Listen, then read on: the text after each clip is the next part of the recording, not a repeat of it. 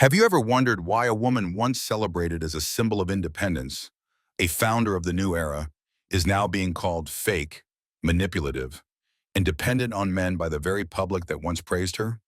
That woman is Meghan Markle, the name dividing America. From $300,000 worth of jewelry to prestigious awards accused of being bought, Meghan has always stood between two extremes, hailed as a feminist icon and condemned as a master manipulator of the media. The question is, who is the real Meghan?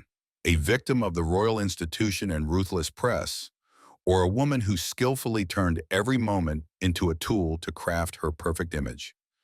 After leaving the British royal family, Meghan began building her own empire, signing multi-million-dollar deals with Netflix, launching her own podcast, appearing on the cover of Vogue, and declaring herself a voice for the modern woman. Yet, alongside the fame came a flood of criticism, from the failure of archetypes to accusations of hypocrisy for preaching kindness while allegedly firing staff without hesitation. The once inspiring image of a brave duchess fighting for freedom slowly transformed into one of arrogance and detachment from reality. So, is Meghan Markle the victim of a merciless media machine, or the very architect of the storm that surrounds her? Leave your thoughts below, because the story of Meghan has never had just one side. In this video, we'll uncover the truth behind the glamour, her career, her public image, and the relationships that shaped the woman she is today. A journey filled with ambition, but also contradictions. So, did Meghan truly build her success on her own, or is it all an illusion carefully staged? Let's begin with the story of how she rose to fame. One of the harshest criticisms Meghan faces is the claim that her success didn't come from talent, but from the men in her life. The most viral quote online says it all. Every place she went, a man took her there. It's sarcastic, yes, but it reflects how the public perceives Meghan, a woman who knows how to use connections to climb the ladder of fame. Before entering the British royal family, Meghan was a mid-tier actress in Hollywood. She played Rachel Zane in the TV series Suits, a supporting role, not particularly groundbreaking, but one that drew attention thanks to her poised looks and confident manner of speech. Though the show ran for many seasons, her character never became iconic. Colleagues from that time recall how Meghan always seemed to appear whenever someone influential was on set, always ready to connect, always saying the right things to be remembered. Even then, many believed she understood that in Hollywood, fame isn't built on talent alone, it's built on relationships. Her father, Thomas Markle, worked in television. He gave her early opportunities, introducing her to producers and opening doors. In one interview, Meghan said, "Every bit of my success began in my dad's car. When he drove me to set," a touching line at first, but later used by critics as proof that her career was built on support, not struggle. Yet Meghan's real turning point didn't come from Hollywood. It came from one fateful encounter. Prince Harry. Before their relationship went public, Meghan was known only to cable TV audiences. But once the news broke, she became a global headline. Articles about her multiplied by the hundreds. Search results for her name eclipsed even Hollywood's top stars. And when the royal wedding finally happened, Meghan transformed overnight, from a modest actress to the Duchess of Sussex, one of the most recognized women on earth. Many media analysts in the US bluntly stated, Meghan's real career began the day she met Harry. A Daily Mail columnist wrote, "Without the prince, no one would remember Meghan Markle." It's a harsh remark, but it carries a point. Much of the spotlight that follows her exists because of her royal title. Those million-dollar contracts with Netflix and Spotify, the high-profile interviews, the global fascination, all orbit around one name, Meghan, wife of Harry. But are those accusations truly fair? Is success through connections automatically undeserved? Meghan herself never denied that Harry opened new doors for her, but she was never just the woman standing behind him. Since 2018, she's taken charge of her own projects, producing her own content, and founding her personal brand, Archewell. She often speaks about owning her story, and even though many of her ventures have failed, That persistence proves she isn't someone who simply relies on others. More importantly, in a society still shaped by deep gender bias, women are often judged more harshly than men for how they achieve success. When a man marries into wealth, he's called strategic. When a woman enters a powerful family, she's branded as social climbing. Meghan has become the perfect example of that double standard. She never denied the help she received. From her father, from past partners, from Harry. But does that really mean her achievements belong to them? The truth probably lies somewhere in between. Meghan is both opportunistic and strategic. She understands the power of image in the media age. She uses every relationship as a stepping stone. And that, more than anything, unsettles people. To the public, a woman who dares to break molds and take control of her own narrative often seems threatening. And Meghan, whether admired or despised, continues to embody that very image. Still, if much of her success stems from other people's fame, is Meghan slowly losing her own identity? When every accomplishment is tied to the man beside her, can the image of an independent founder still be believed? If she hasn't built it entirely herself, is she instead crafting an illusion of independence? Let's see how she presents her version of authenticity. While Meghan Markle often calls herself a role model for the modern woman, independent, successful, and inspiring, many argue that this image is nothing more than a carefully curated facade. The accusations have grown louder, especially those claiming she's insincere, saying one thing, doing another. Meghan brands herself as a self-made entrepreneur, yet much of what she owns, her wealth, her fame, her commercial influence, comes from Prince Harry and her royal title. Critics argue she doesn't create value, she monetizes the illusion of independence. One of the most cited examples happened when Meghan appeared on television saying she doesn't believe in hierarchy in fashion, insisting that a woman can shine in Zara just as she can in Loro Piana. Yet only days later, she was photographed stepping out of a car wearing a $5,000 Loro Piana coat and a luxury Italian leather bag. On social media, thousands called her out, accusing her of deliberately wearing affordable brands for select appearances to seem relatable, while living a lifestyle completely detached from that message. One Twitter user wrote, "She doesn't live like us, but wants us to believe she understands our lives." And it didn't stop there. At a charity event hosted by Kevin Costner, Meghan appeared beside Harry, smiling gracefully as she spoke about kindness and compassion. But the press immediately noticed her $300,000 jewelry ensemble, including a Cartier watch once owned by Princess Diana. Commentators called the moment tone-deaf, the image clashing with her message. Hollywood host Billy Bush summed it up bluntly. Everything Meghan wears screams luxury, yet she keeps preaching simplicity. The quote went viral, cementing her reputation as what many now call the face of modern hypocrisy. Her defenders argue that Meghan is simply maintaining the elegance expected of a former royal, that she shouldn't be forced to dress like an average person. But the public's patience is wearing thin. It's difficult for audiences to reconcile her constant talk of empathy and understanding while she lives in a multi-million-dollar Montecito mansion. And when she declares, "My goal is to help women feel confident, no matter who they are," people can't help but ask, if that's true, why are the fashion products she endorses priced far beyond what most women can afford? ChatGPT deny Meghan's public image, as a result, has become deeply conflicted. To the public eye, she seems to crave admiration as a symbol of sophistication, yet also longs to be loved as an ordinary woman.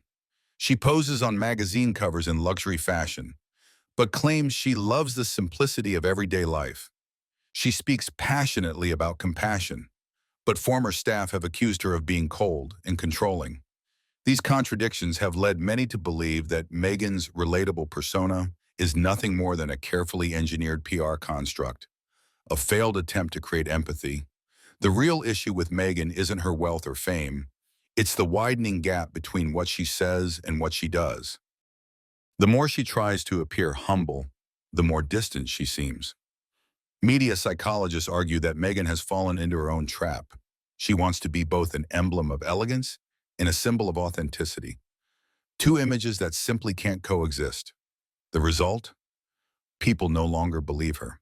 And once the public loses trust, even the truth starts to sound hollow. Perhaps Meghan truly wants to be loved and understood, but the way she expresses it often feels condescending. When someone claims to relate to the working class while wearing hundreds of thousands of dollars in diamonds, the message loses all weight. And that's exactly why Meghan is so often accused of being inauthentic. So, if Meghan truly wants privacy, why does she appear everywhere, on TV, at events, in promotional campaigns? Is it the instinct of a celebrity who can't let go of the spotlight, or a calculated strategy? Let's explore her behavior more closely. One of the biggest contradictions in Meghan Markle's image lies in her relationship with the media. While she constantly complains about paparazzi invading her privacy, she continues to appear in perfectly accidental public moments. So much so that people have started to ask, is she really a victim? Or is she the one pulling the strings? The New York incident in May 2023 is a prime example. Meghan and Prince Harry claimed they were involved in a near-catastrophic 2-hour car chase with paparazzi after attending a charity event. The story dominated headlines, echoing the tragedy of Princess Diana. But just a day later, the NYPD issued an official statement. No high-speed chase occurred. No one was injured or arrested. The contradiction left the public bewildered. If there was no dangerous pursuit, why did Meghan and Harry describe it like a scene from a thriller? Were they exaggerating to spark attention? It wasn't the first time Meghan was accused of staging paparazzi moments. Since leaving the royal family, she has been spotted time and time again at heavily photographed locations, from Beverly Hills and Montecito to downtown Los Angeles. Paparazzi sources have admitted that they occasionally receive tips about where Meghan will be, even with specific time windows. Photos of her buying flowers or picking up her kids circulate instantly, giving the impression that she remains a cultural centerpiece even without her royal title. But when coincidences happen too often, people stop believing they're coincidences. Were these truly spontaneous moments, or part of a carefully managed media strategy?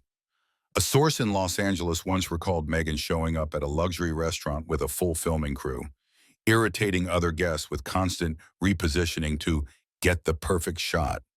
When staff politely asked them to quiet down, Meghan reportedly smiled and said, "It's just work." The story spread quickly, reinforcing the idea that she doesn't want to escape the spotlight. She needs it to exist. This contrast becomes clearer when compared with other celebrities. Take Adele, for instance, one of the most famous voices in the world, yet rarely seen outside of her performances. She once said, "I don't want to be the news. I want my music to be the news." Or Natalie Portman, who manages to balance fame and family life while maintaining privacy through discretion and grace. They prove that privacy can be protected if you truly want it. So why does Meghan, the self-proclaimed advocate for privacy, keep showing up exactly where the cameras are? Many media strategists believe it's part of a deliberate visibility strategy. In today's digital age, fame isn't sustained by talent. It's sustained by constant presence. Every accidental photo, every leaked story keeps her relevant. And with every headline, her personal brand grows in value. Some even argue that Meghan has redefined what it means to be a media victim. Instead of running from attention, she turns it into currency. Every time criticism flares, she answers with an interview, a documentary, or a truth-telling article. The cycle repeats, and the result is undeniable. Meghan Markle never disappears from the news. No matter how many people say they were tired of her, she always finds her way back into the spotlight. ChatGPT deny. Some analysts have called this Meghan's paradox strategy, the strategy of contradiction. The more she complains about attention, the more attention she gets. Every plea for privacy becomes new material for the media to feed on. And Meghan, whether intentionally or not, always ends up at the center of the storm, while Adele and Natalie Portman choose silence as their refuge. Meghan chooses visibility as her weapon. In truth, no one can deny that Meghan understands how the American media machine works.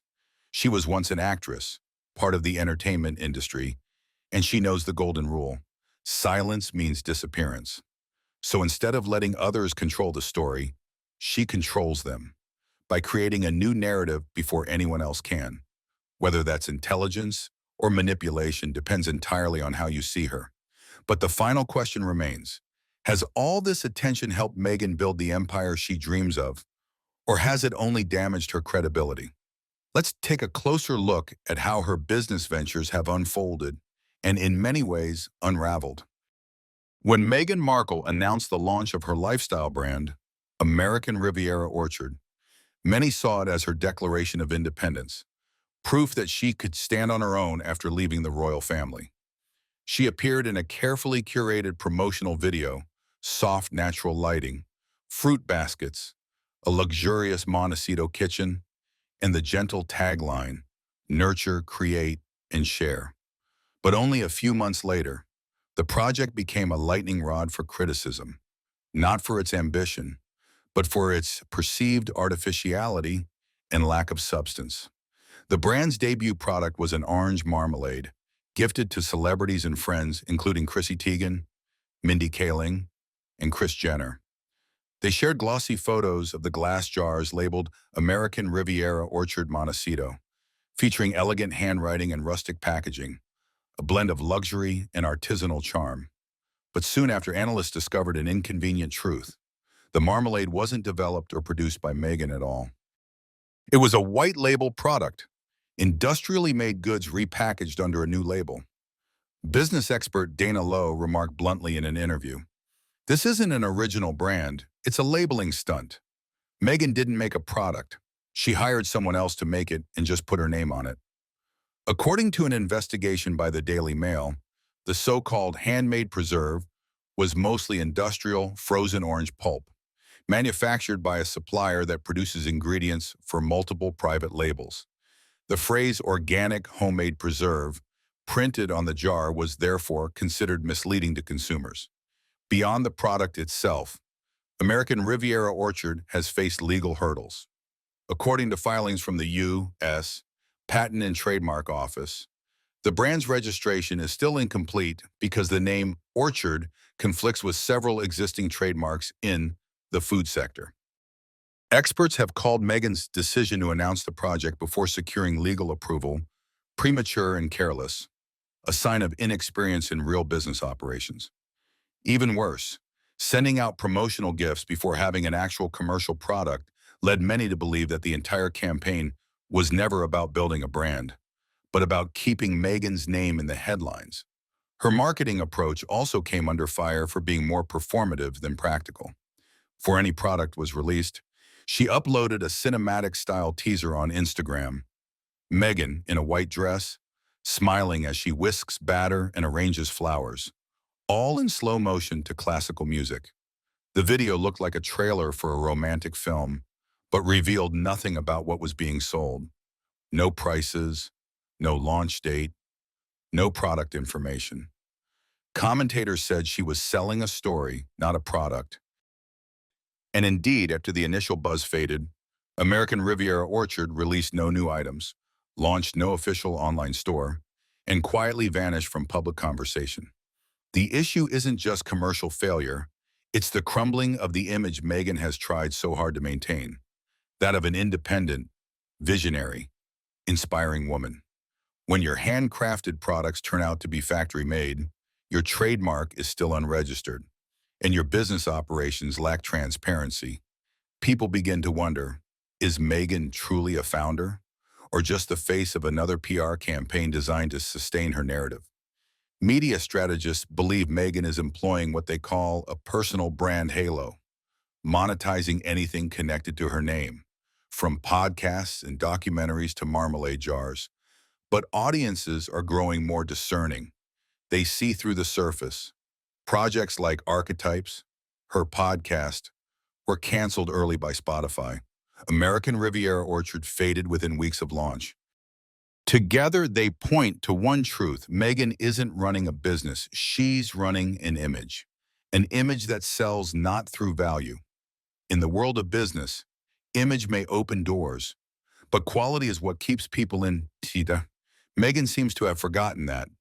When the illusion of luxury and her self-made founder narrative began to crumble, American Riviera Orchards became more than just a commercial failure. It was a major blow to her credibility. With these setbacks, the question now is, why has Meghan's image grown so toxic in the public eye? And why do all her branding efforts seem to backfire?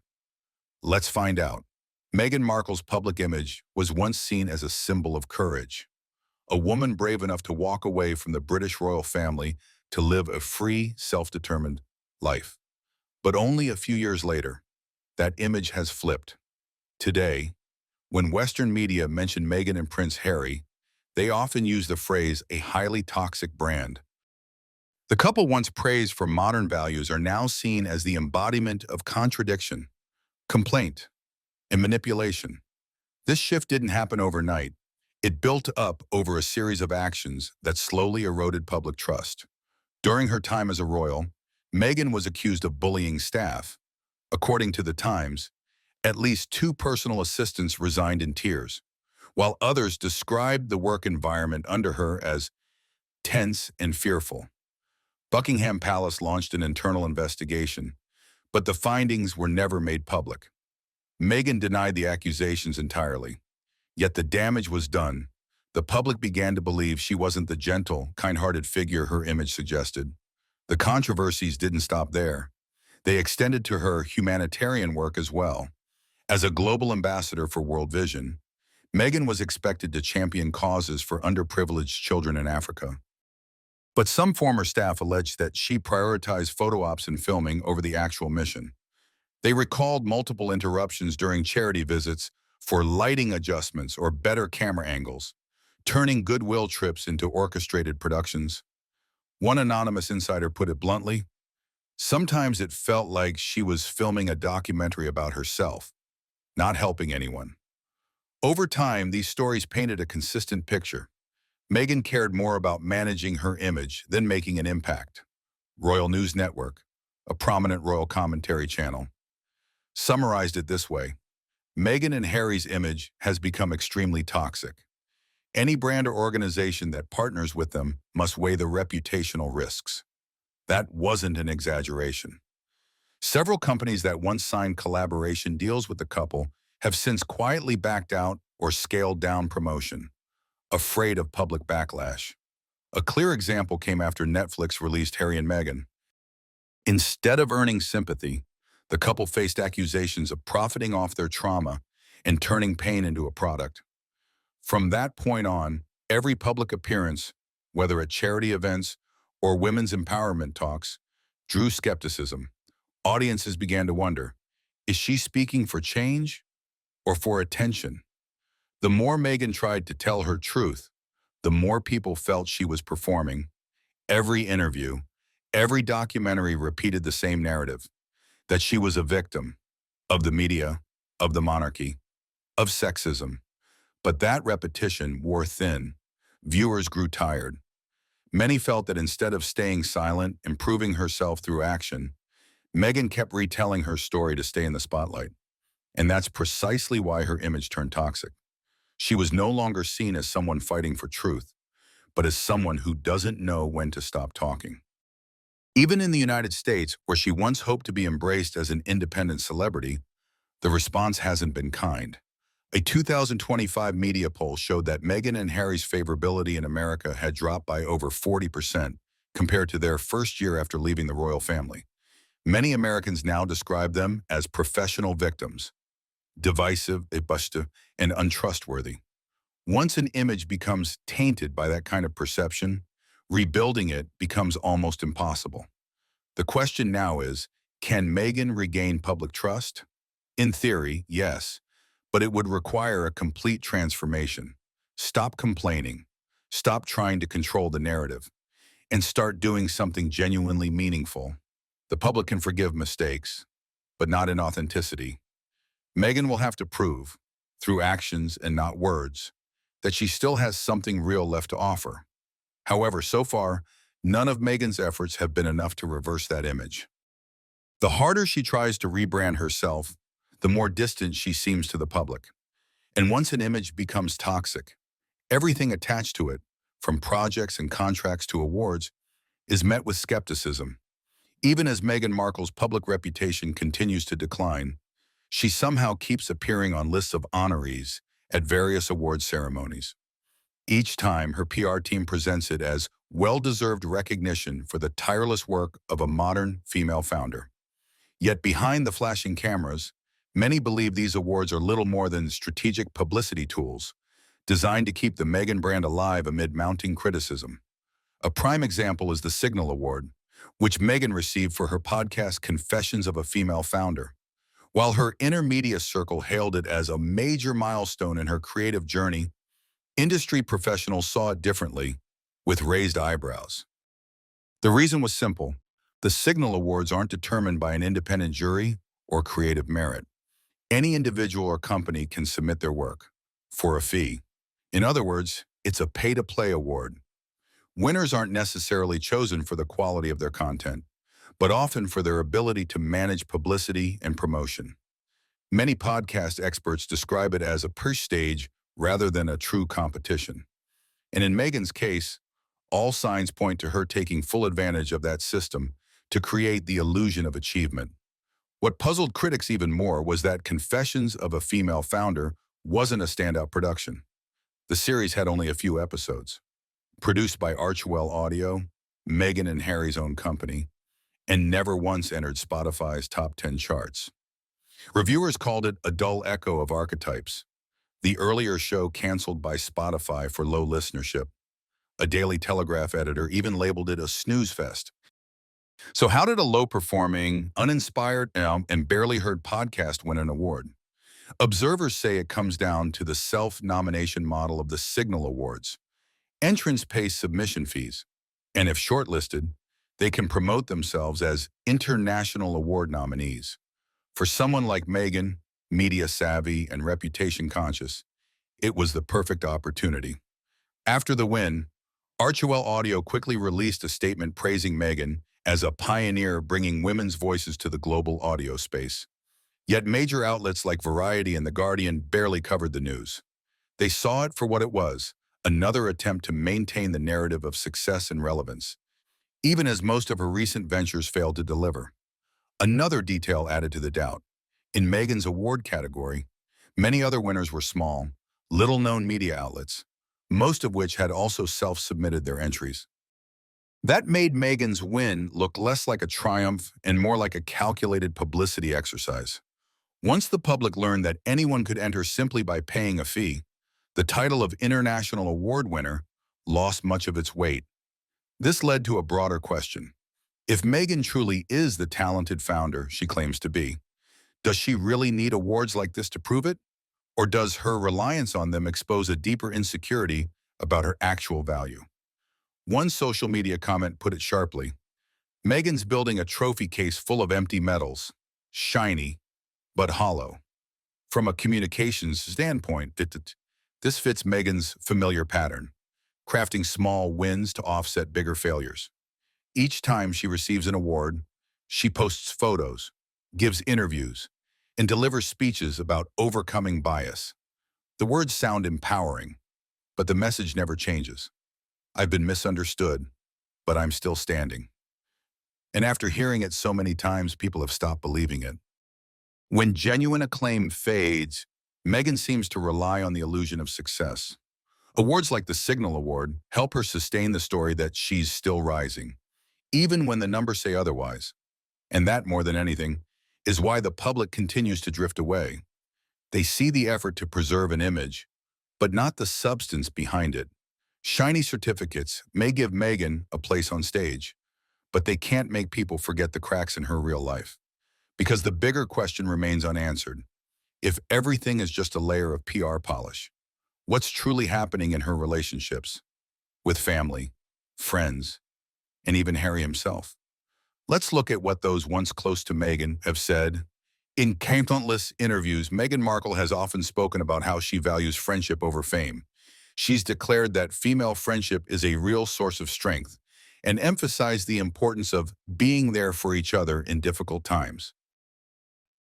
Yet, looking back, few of Meghan's friendships have lasted more than a few years. Since leaving the royal family, most of her old friends have quietly distanced themselves. Even those who once defended her publicly have fallen silent. One of the most telling examples is her friendship with Chrissy Teigen, a relationship once loudly celebrated, but filled with signs of superficiality. When Meghan launched American Riviera Orchard, she sent out jars of her handmade marmalade to several celebrities, including Chrissy Teigen. Teigen posted a polite thank you on Instagram. "Thanks, Meghan, for the lovely gift." But only weeks later, when asked about the product, she admitted she had left the jar somewhere in the kitchen. What seemed like an innocent comment revealed something deeper, that their friendship might have existed only for show. There were no family get-togethers, no photos of their children playing together, even though both had once said, "We hope our kids will grow up as close friends." What looked like genuine closeness turned out to be a social exchange. The situation became even more striking when considering Chrissy Teigen's personality. Known for her sharp sarcasm and history of online trolling, Teigen had faced heavy criticism for cruel remarks about other celebrities. Someone like her clearly didn't align with the kind and compassionate woman image Meghan has tried to project. Many wondered, why would Meghan befriend such a controversial figure unless it was for publicity? Commentators believe their friendship was transactional. Both women were public figures trying to recover their reputations after personal scandals. By publicly supporting each other on social media, they each gained something. Meghan secured a new ally in Hollywood, while Teigen enjoyed renewed visibility after a wave of backlash. But as attention faded, so did the connection. No private outings, no genuine moments. Just a few online posts and a forgotten jar of jam. Chrissy Teigen isn't the only one. Meghan's list of former close friends once included Serena Williams, Priyanka Chopra, and Jessica Mulroney, all powerful, influential women. But over time, they too drifted away. Serena no longer mentions Meghan in interviews. Priyanka skipped Harry and Meghan's coronation appearance, and Jessica Mulroney, her longtime best friend, was cut off after a public controversy on social media. Those who were once described as sisters have quietly vanished from her circle without explanation. Media psychologists suggest Meghan tends to form relationships based on mutual benefit. As long as a connection brings her value, visibility, networking, or image, she maintains it. But when that value fades, so does the friendship. It's why many say Meghan doesn't really have friends, only temporary allies. In Hollywood, where image is everything, such relationships aren't uncommon. But in Meghan's case, they backfire, exposing the calculation behind her supposedly heartfelt words. The contradiction becomes clearer when comparing her words to her actions. Meghan preaches about female empowerment and genuine connection between women, yet often associates with people whose reputations contradict that message. She speaks about kindness, but chooses friends accused of bullying. She claims empathy is the heart of friendship, yet gives the impression that she's more interested in who she's seen with than in who she truly connects with. That's why the public has started to ask, does Meghan really have true friends? If every relationship serves a personal purpose, is there still room for sincerity? People who've worked closely with her describe Meghan as meticulously image-conscious. Even in private, every meeting, they say, feels choreographed. Every word has intent. As a result, those around her often feel they never truly know the real person behind the performance. Her isolation, it seems, is self-created. The more Meghan tries to build connections, the more distant she becomes. Because once people sense that friendship is just another instrument of strategy, any closeness loses its meaning. And perhaps that's why Meghan is increasingly seen as someone living in her own world. One where friendship isn't built on trust or shared experience, but on calculation. And if she no longer has the respect of her friends, who does she really have left to compare herself to? In the world of entertainment and media, Sometimes the contrast between two people can reveal more than any commentary ever could. If Meghan Markle represents controversy, bold statements, and a life constantly framed by the spotlight, then Emma Bath embodies the opposite: calmness, grace, and authenticity. Two women from the same public sphere, yet their choices in self-expression have led them down completely different paths, one chasing attention, the other letting her character speak for itself. In recent years, Emma Bath has become a media favorite, celebrated as a symbol of natural elegance and quiet strength. She isn't loud, doesn't shock with statements, and rarely speaks about herself. Instead, she focuses on what she calls the lasting values of life: family, work, and kindness. In a podcast episode hosted by tennis icons Serena and Venus Williams, Emma appeared as a special guest to discuss the power of calm. Both sisters praised her as a woman who listens, who doesn't need to dominate a conversation, yet makes everyone feel respected. What made that conversation especially notable was what wasn't said. For nearly an hour, no one mentioned Meghan Markle, even though Serena was once known to be one of her closest friends. Viewers couldn't help but notice the silence, a deliberate one. While Emma Bath was being celebrated as the embodiment of poise and balance, Meghan had seemingly been written out of the circle she once belonged to. Observers have pointed out that this difference defines the two women. Emma Bath doesn't rely on media campaigns to build her image. Her actions and way of life do that for her. When she appears in public, her minimalist style, gentle tone, and understated presence project sincerity. People trust her because what they see is what she truly is. Meghan, on the other hand, despite often talking about her truth, gives the impression of someone constantly curating a version of herself that feels carefully edited for approval. Many once admired Meghan for being a strong, rule-breaking woman, but over time that image has lost its credibility. She speaks of compassion, yet often finds herself at the center of conflict. She advocates equality, but does so draped in expensive jewelry and rehearsed speeches. She says she longs for peace, yet remains surrounded by chaos. Meanwhile, Emma Bath, without any PR machinery behind her, continues to be loved simply for her natural warmth and consistency. The difference between them runs deeper than demeanor. It lies in their understanding of influence. For Meghan, influence means being seen, being heard, being present. For Emma, it's the ability to inspire without effort, without self-promotion. One is loud and assertive, the other quiet and genuine. And in today's world, audiences can feel that distinction. Increasingly, people gravitate toward those whose authenticity comes through in action, not slogans. During that same podcast, Serena Williams said something that resonated with many listeners. Strong women don't need to shout about being strong, they just keep doing the right thing. That simple line captured the entire contrast between Emma and Meghan. Emma doesn't need to prove anything. Meghan, however, seems to be fighting endlessly for validation. The more she explains, the less people believe. The more she talks, the farther away she feels. It's not that Meghan lacks talent or purpose. It's that she's lost balance between her image and her reality. When someone constantly positions themselves as a symbol of compassion, the public naturally looks to see if their actions match their words. With Meghan, that gap feels too wide. With Emma, simplicity itself becomes proof of character. And so, when the two women are placed side by side, the difference is striking. One chooses the spotlight, the other chooses serenity. One tries to control the narrative, the other lets it unfold naturally. The result is clear.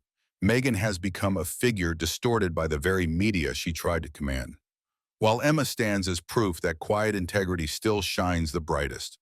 With all the controversy and contradictions surrounding her, the ultimate question remains: what lesson does Meghan Markle truly leave behind for the public and for those who followed her journey? After years of conflict, failed ventures, and public doubt, Meghan now stands as a reflection of a larger question about fame and authenticity. Her story isn't just about a woman navigating high society. It's about how modern culture treats celebrity itself. We admire those who are genuine, and we turn away the moment we sense artifice. Perhaps only when Meghan stops trying to manage her image and begins to live genuinely as herself. Will she find the trust she's lost? Do you think Meghan will keep going down the same path or change to reclaim her image? Share your thoughts in the comments. And don't forget to like and subscribe for more in-depth analysis of today's most influential public figures. Thank you for watching until the end. Join our community to discuss, share, and explore more fascinating stories together. Together. Together. Together. Together.